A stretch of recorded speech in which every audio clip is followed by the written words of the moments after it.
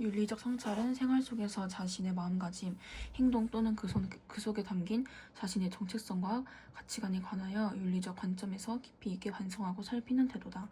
이러한 윤리적 성찰이 우리의 삶에서 중요한 이유는 뭘까? 먼저 도덕적 자각을 하게 되는 계기가 될 수 있다.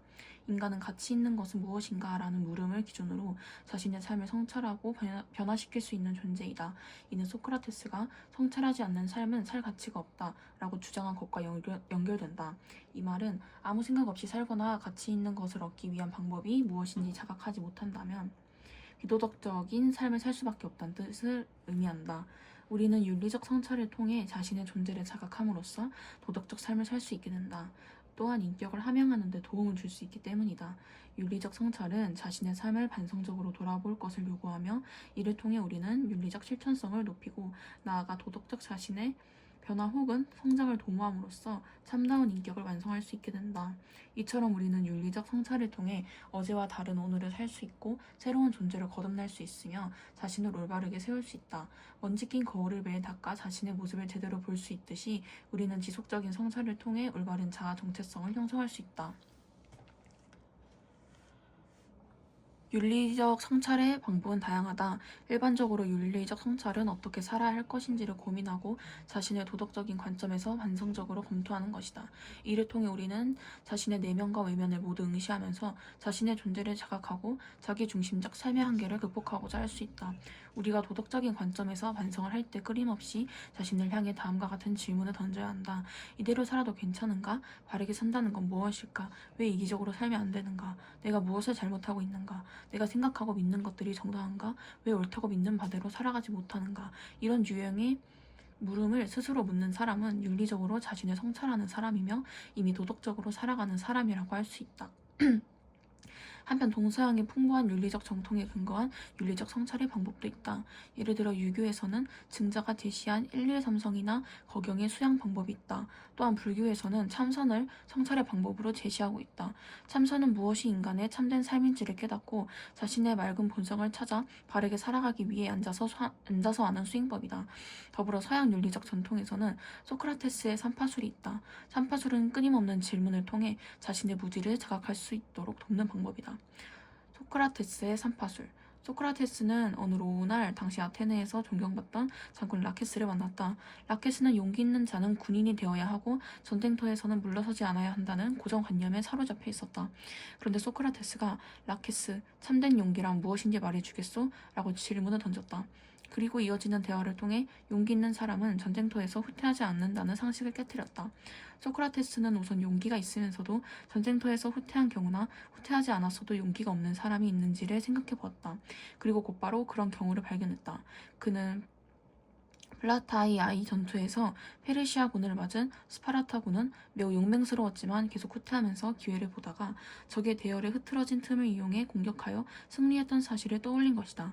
그리고 용기가 있어도 후퇴하는 것이 가능하다는 것을 말해줌으로써 라케스가 지금까지 막연히 믿어왔던 잘못된 상식을 고쳐주었다. 산파는 산모를 도와 아이를 낳을 수 있도록 하는 기술을 가진 사람이다. 소크라테스는 이러한 산파술을 진리탐구에 적용하여 상대방이 참된 지식을 깨달을 수 있도록 유도하였다. 그는 지속적인 질문을 통해 자신이 막연히 믿고 있는 생각이나 상식이 잘못되었다는 것을 스스로 성찰하고 반성적으로 검토하게 함으로써 자신의 무지를 깨달아 참된 지식에 이를 수 있게 하였다.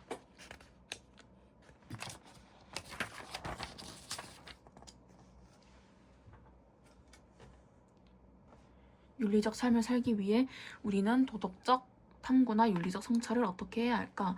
먼저 도덕적 탐구와 윤리적 성찰이 서로 조화를 이룰 수 있도록 해야 한다. 우리가 윤리적 성찰 없이 도덕적 탐구에만 치중한다면 단순한 지식과 사고력만 향상하는 결과를 초래할 것이다. 이러한 태도는 자기 자신의 삶을 변화시키는 데 한계가 있다. 반대로 우리가 도덕적 탐구 없이 윤리적 성찰에만 치중한다면 사물의 존재 이유와 삶의 이치에 관한 진정한 깨달음을 근거하여 행위하는 데 한계가 있다. 따라서 우리는 도덕적 탐구와 윤리적 성찰 중 어느 한쪽으로 치우침 없이 도덕적 탐구와 윤리적 성찰을 조화롭게 추구해야 한다. 또한 도덕적 탐구와 윤리적 성찰을 통해 윤리적 실천으로 나아가야 한다. 실천이 따르지 않는 탐구와 성찰은 공허할 뿐이다. 도덕적 탐구와 윤리적 성찰을 바탕으로 바탕으로 실천으로 나아가야만 배움이 진정한 의미를 갖게 되고 결국 사람됨의 형성에 기여할 수 있다. 이와 같이 도덕적 탐구와 윤리적 성찰을 바탕으로 도덕적 행위를 실천으로 옮기는 일체 활동 과정을 윤리함이라고 한다. 인간은 윤리적 삶을 영위해가는 도덕적 존재이다.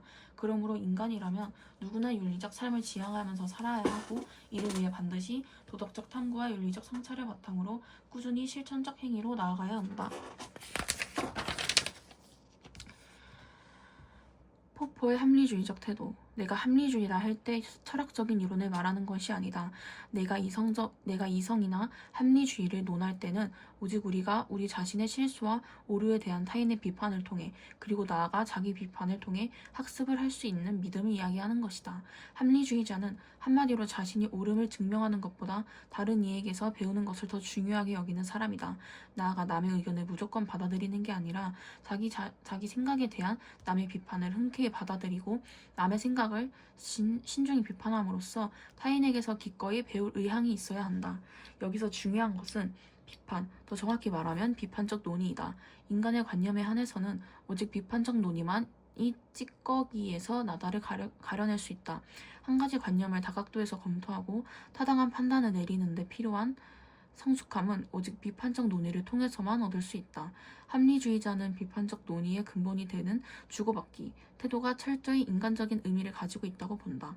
비판적 논의에 임하려면 이성을 가지고 다른 사람들을 대해야 하기 때문이다. 합리주의적 태도란 다음과 같다.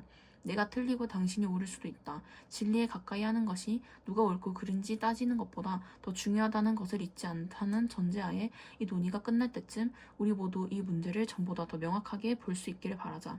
이러한 목표를 염두에 둘 때만 우리는 토론에서 자신의 입장을 최대한 옹호할 수 있다.